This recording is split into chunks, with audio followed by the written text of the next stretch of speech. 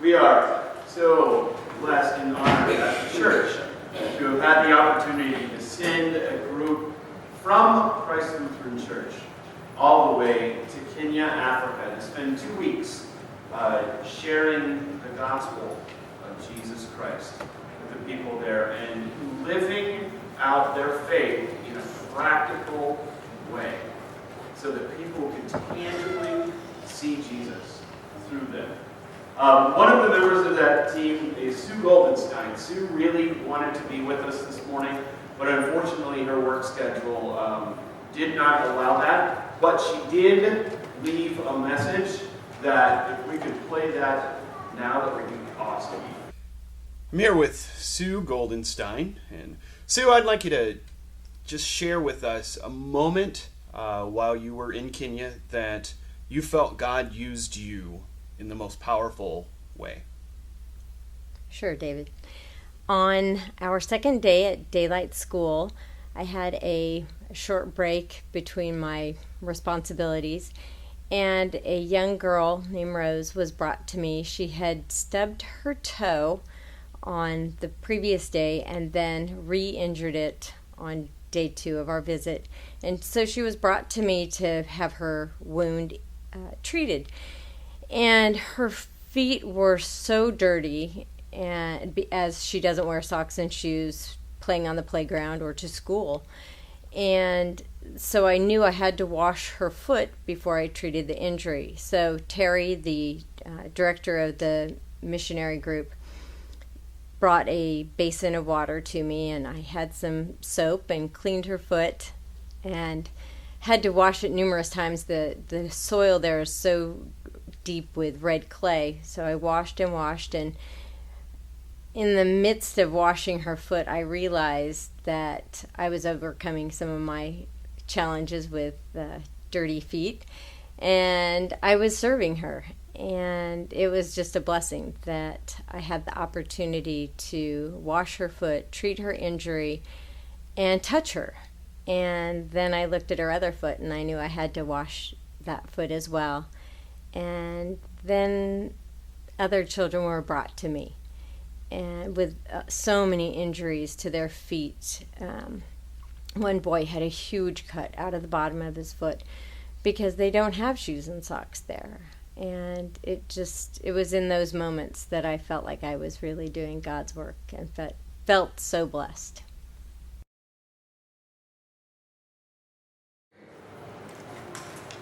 What more practical way to show your faith than to do just like Jesus did and get down on your hands and knees and wash the feet of someone who needs it.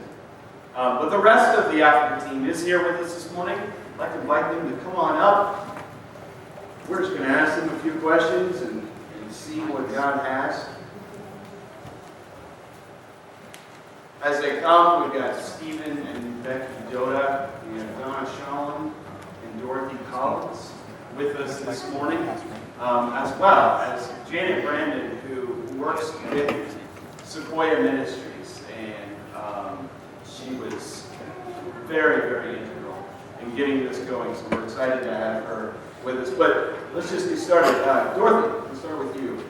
As a church, I mentioned earlier that, it's our 50th anniversary, and we raised some,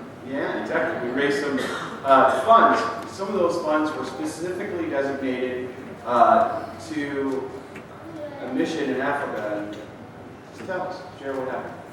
Well, I don't know if you recall, but one of our missions, one of our campaign purposes in 50th was to focus on children, and specifically in Kenya, and specifically at daylight school. And the one thing we really love about Sequoia Ministries, and what I love about our church partnering with them, is that Margie and Terry Jones, the missionary couple we worked with, all of their 25 projects, I believe they have now, are all about coming alongside Christian Kenyans who are doing God's work. And one of the things that Sequoia Ministry holds them responsible to is criteria, objectives, vision, and sustainability. We keep hearing that big word, sustainability. And that's where Christ Lutheran and the Cowshed Project comes in.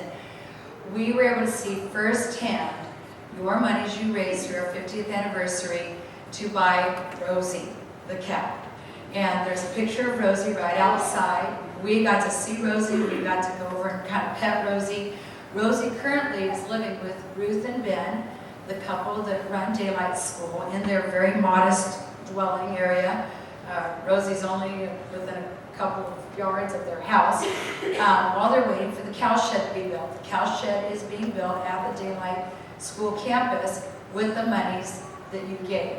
And Terry, being a contractor by trade when he was living here in the States, is overseeing the building of that, and it's designed to have a milking area, a feeding area, a place to hold their feed, and it will be able to have room for more cows. And we raised enough money because you, Christ Lutheran, as your history is, you went over and above and beyond so that they could buy additional cows. They will milk the cows, they will use the milk to feed the children, but they will also sell the milk to some of the secondary private schools that are distance away. They are already talking about how they will get the milk into town, sell it to people in town, raise money to help pay for the teachers, that some of the teachers don't get paid, and just meet some of their other needs. So we're just so thankful to report that directly about how your money is being used. Stephen, as you can tell, is one of these things is not like the other on this team. I probably didn't pray specifically for anybody more than I prayed for Stephen. I've known him for a number of years, and I was just so thrilled that he wanted to be a part of this team. He just graduated from Concordia down south, and was able to actually take the education that he gained and use it in a very, very powerful, specific way. Share with us exactly. Yeah, it was so fascinating because I got to share with the teachers at the Daylight School the very simple concept of Maslow's hierarchy of needs. And nobody likes to hear about, or nobody loves to hear about how to raise children from someone like me. I know everything about raising kids, right? But it's a very important concept because it states that certain needs must be met for other more advanced needs to be met. You must have food and you must have shelter in order to learn. Simple things like that. And one of the things that we discovered while sharing this with them is that their school is very unique in that they meet all of those needs for all of the children. They provide safety, they provide shelter, they provide food, they provide 2 meals a day, is that what it was? It was breakfast and lunch, and they provide uniforms, clothing, and they provide learning. And it's all in one place that these children can get that. And we felt that that was very important, that we convey that message to them about what they're doing and how truly vital it is to all these children and what they do. Another one of the cool things about the outreach is that there were multiple places that the team got to go. And so Becky, tell us about your experience at Faith Home. Well, we went to an orphanage called Faith Home, and it's actually a home, a family, a man and woman, husband and wife, who were unable to have their own children, and they have 10 orphans, 7 boys and 3 girls. And we spent a couple of days there. And we're talking about bridging the gap, you know. When we first arrived, the gap was very obvious. They looked very different than us. They spoke differently. Their home had no electricity. Imagine children that are here, no TVs, no video games, no computers, no iPads, no iPods, no nothing, except very, very minimal surroundings. And I kind of got attached to a little girl named Millicent. Millicent is 13 years old, and when Dorothy and Stephen and some of the other team members took the kids outside to jump rope, we brought balls and jump ropes, and they were so excited about that. But Millicent kind of stayed back, and she didn't want to go outside, which was fine with me, because I didn't want to go outside either, because it was really hot.